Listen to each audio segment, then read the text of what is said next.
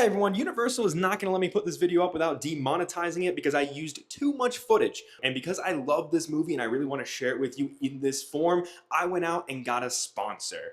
Western Rise is one of my favorite clothing brands and I've been working with them for years. Their clothing is top notch and great for everyday life, date night, travel, or whatever you might need. So if you want to help support the channel and keep videos like this alive, head over to Western Rise and use discount code ODIE. Now, on with the creature from the Black Lagoon. To properly set this video up, I need to take you back to 1941 to a dinner party during the filming of Citizen Kane. It was here that movie producer William Allen was told a tale by Gabriel Figueroa about half-human, half-fish creatures in the Amazon and how someone mysteriously disappeared while filming a documentary about these creatures. And who exactly is William Allen, you might be asking? And why does any of this matter? Well, he's responsible for movies like It Came from Outer Space, Tarantula, The Deadly Mantis, The Mole People, The Colossus of New York, and The Space Children. And you'd have to Google these names to find out if I just made these up on the spot or not. But he is also responsible for one of my all-time favorite horror movies. The classic masterpiece from 1954, Creature from the Black Lagoon. So without further ado, let's get into it. The movie opens with narrations about how God created the heavens and the earth, and fishmen. It doesn't say fishmen, but the science lesson about Earth's formation basically says that God also created fishmen.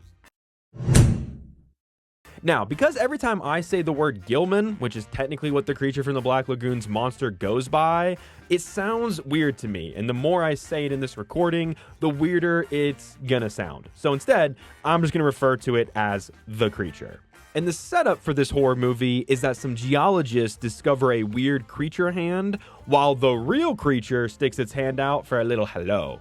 This team is led by Dr. Carl Maija, who goes to see his old pal David to tell him about the find and recruit him to come back and do some more digging for the fossil. Carl shows David and his girlfriend Kay the fossil, so David's boss Mark decides this is a good investment and he agrees to fund the trip, which means our monster movie can officially kick off.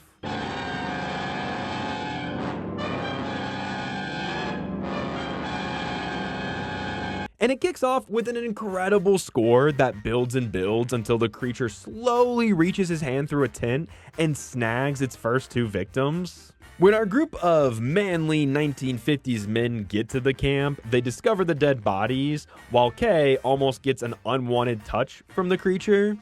It's also kind of funny that they chop the deaths up to a wild animal and then continue on as if nothing happened. And after 8 days of nothing happening and failure, David comes up with a hypothesis that leads the team to the Black Lagoon, a place that the boat captain says no one ever comes back from. Naturally, because this is a horror movie, they ignore these warnings and the deaths of the dudes earlier and decide to go to the Black Lagoon and look on the bottom to see if the fossil is there. And randomly on the boat, Mark comes out with a giant ass spear gun just to interrupt David and Kay while they're kissing, and then he just shoots it at the mast and says he did that because he just can. Now, once they get to the lagoon, David and Mark suit up with diving gear to go grab some rocks to run tests on. The creature floats by for another quick hello, and then it just watches David as David cuts off a plant and swims back to the surface. Since Kay is a girl, she's not allowed to do dives, but she does get stalked by the creature when she goes for a little swim later on. And just like, no, as someone who lived in Florida, I know what these kinds of bodies of water are like, and swimming in them is just never something I would want to do. They're just gross and have this like creepy feeling to them. And maybe it's because I watched this movie as a kid. I don't know. But either way, ain't no fucking way I'm swimming in Florida water. Honestly, the way that the creature swims under Kay in this shot is just something I've always loved. Massive props to Rico Browning, who played the creature in the underwater scenes, who would also hold his breath for up to 4 minutes while swimming like this in the movie. It's just super impressive. And speaking of Florida, the underwater shots were actually filmed in Wakulla Springs, Florida, which explains why this looks like Florida water and why I would never be caught dead in it. The creature is a little indecisive on whether or not to admit its foot fetish to Kay by almost grabbing her feet a couple times before being shy and hiding from her. As Kay swims back, we get some more impressive swimming from the gill man, and I really think the movie did a good job of waiting the right amount of time before fully showing the monster. And all of this leads to an incredible moment where the boat rocks back and forth as their fishing net gets pulled under, and when they finally pull it up, there's a giant hole in it. I don't know about any of you, but if that happened to me, the last thing I would probably do is get in the water. So you know what Mark and David do? They get in the water, but this time Mark brings his spear gun, and it's a little funny how Mark swims. Like, look at that man go. He's giving it his all. He somehow ends up landing a shot with the spear gun into the creature, but it escapes before they can grab it. Now, this all leads to what I consider to be a pretty funny moment where people are below deck waiting for David's photo to develop, only for there to be nothing in the picture after everyone was hyping up the creature they saw. And this all happens while the real creature walks by the window and kills another guy on the ship named Chico. Another thing that I really like about this movie is when it comes to the horror genre as a whole, there's always the iconic planning scene. Their big plan is to use this root that when put in powder form can paralyze fish, and they hope that that will bring the creature to the surface. And I love the shot of the powder sinking to the bottom of the lagoon. It has a very art house style feel to it, and even though black and white films were kind of on the outs at this point in history, I think that this one being in black and white kind of adds to the spookiness, and it makes shots like this look even better. And this is all followed by a great discussion between Mark and David on their rowboat, where David says that they've barely begun to scratch the surface of what lies under the water. He continues by saying that just like space, there is still so much they have to learn, and that's why it's important to take the creature alive.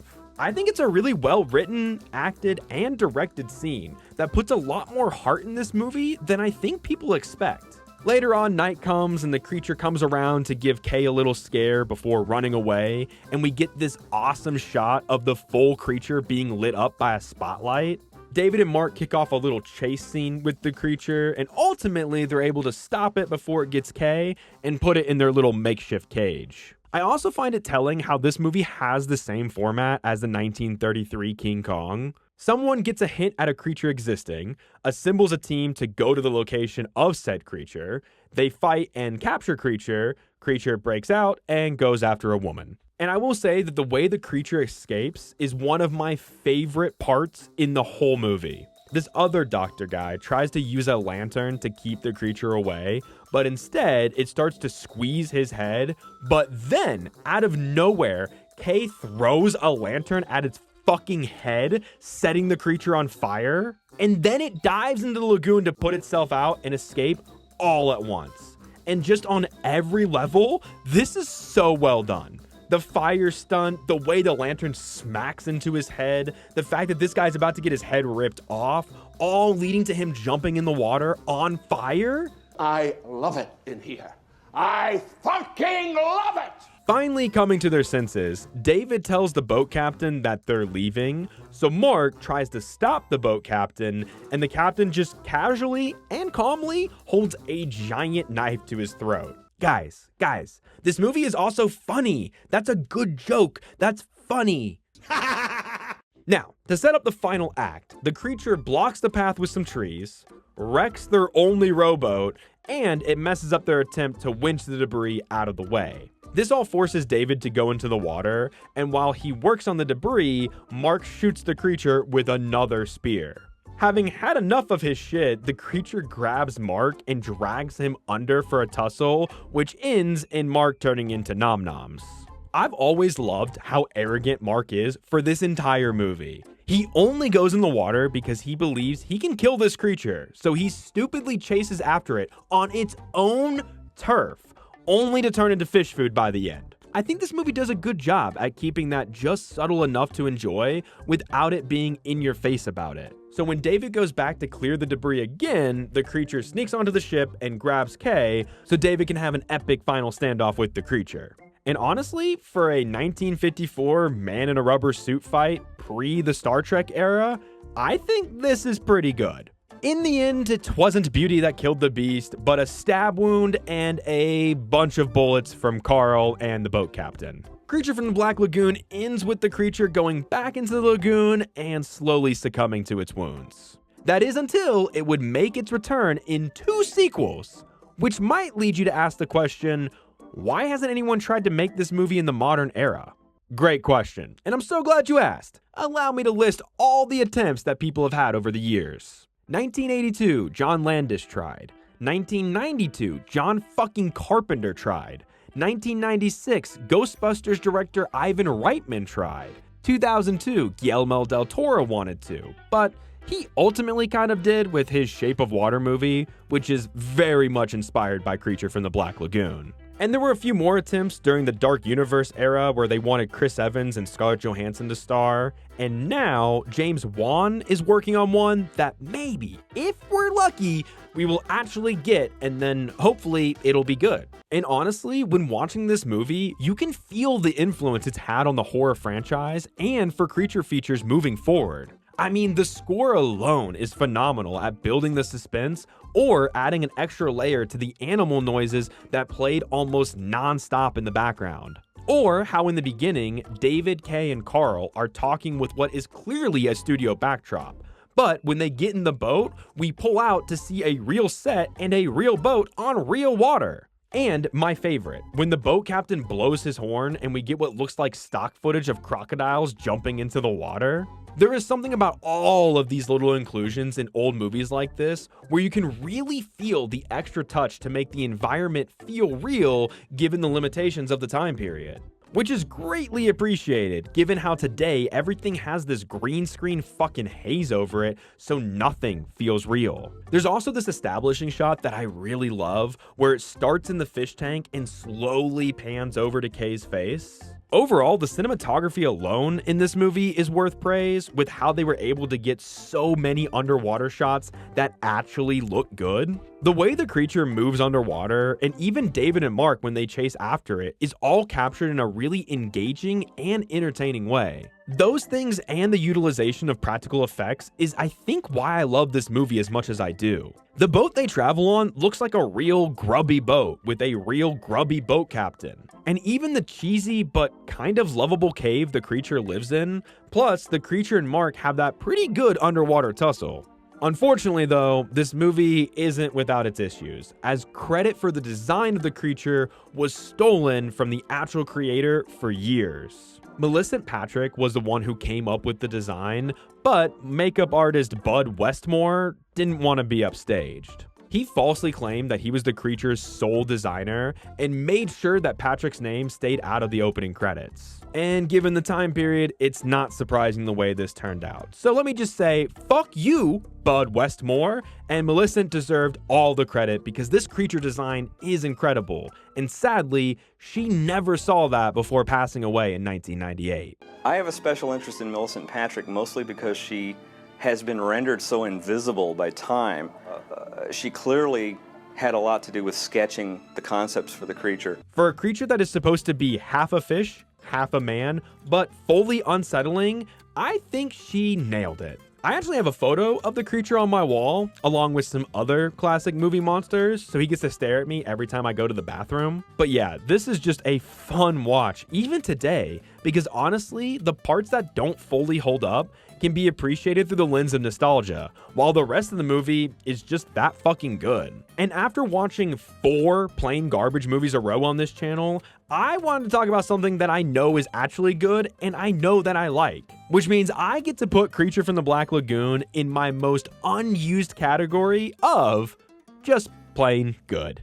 Hey everyone, if you enjoyed this, check out my video on Suicide Squad, a movie that is not good at all. Don't forget to like, subscribe, and comment down below what movie you'd like to see me cover in the future.